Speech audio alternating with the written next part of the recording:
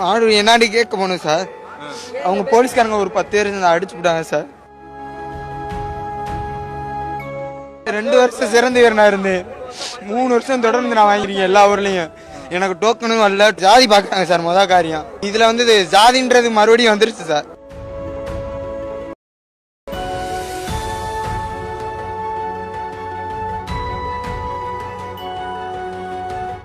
Sir காயம் போட்டு வந்திருந்தாலும் மனசார மாடு குத்தி பிடிச்சுன்னு வீரத்தோட வந்திருப்பேன் சார். எதுவுமே பண்ணாதனால ரொம்ப எங்கள் ஊருக்கு போனாவே அசிங்கமாக இருக்குது சார். எங்கள் ஊருக்காண்டி நான் ஆழம் பேசுகிறேன் ரொம்ப நாள் கழிச்சு.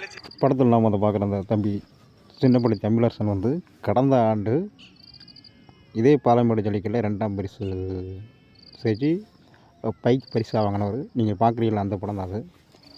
இந்தளவுக்கு ஒரு முன்னணி வீரர், இந்த முன்னணி வீரருக்கே இன்றைக்கி ஒரு பறையர் சமுதாயத்தை சார்ந்தவர் அப்படிங்கிறனால திட்டமிட்டே புறக்கணிப்பு செஞ்சுருக்காங்க. இன்றைக்கி இருக்கிற அந்த ஜல்லிக்கட்டு விழா கமிட்டியில் இருக்கிற முக்கியமாக சொன்னால் அமைச்சர் மூர்த்தி.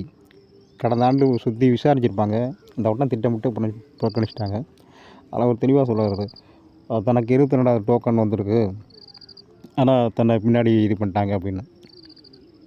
அது மாதிரி ஒரு முன்னணி வீரர்கள் மட்டும் அனுமதி அப்படின்னு சொல்லியிருக்கிறாங்க கூட அவர் சொல்லியிருக்காரு. அந்த மாதிரி சொல்லி என்னை புறக்கணிச்சிட்டாங்க அப்படின்னா. 22வது டோக்கன் பெற்ற நபர் முன்னணி வீரர் இல்லை. நாங்கள் யார் முன்னணி வீரருங்கிற கேள்வி எல்லாத்துக்கும் ஏறாங்க. திட்டமிட்டு சொல்லிக்கிற சாதி பார்க்குறாங்க, அது உண்மை. கடந்த ஆண்டு 2ஆம் பரிசு பெற்ற வீரர் முன்னணி வீரர் இல்லை அப்படின்னா யார் முன்னணி வீரர் அப்படிங்கிற கேள்வி உள்ளது. குறிப்பிட்ட சமுதாயத்தை சார்ந்தவங்க தான் முன்னணி வீரராக. அப்போ எதுக்கு ஜல்லிக்கட்டு ஒரு பொதுவான விளையாட்டு அப்படின்னு போலியான ஒரு முத்திரையை எல்லா மக்கள் பக்கம் ஏன் விதைக்கிறாங்க அப்படின்னு கேள்வி. முக்கியமாக அமைச்சர் மூர்த்தி நமக்கு இதுக்கு பதில் சொல்லணும். இது நமக்கு சரியான பதில் கிடைக்கிற வரைக்கும் இது தொடர்ச்சியாக பரப்புரை செய்யணும். நன்றி.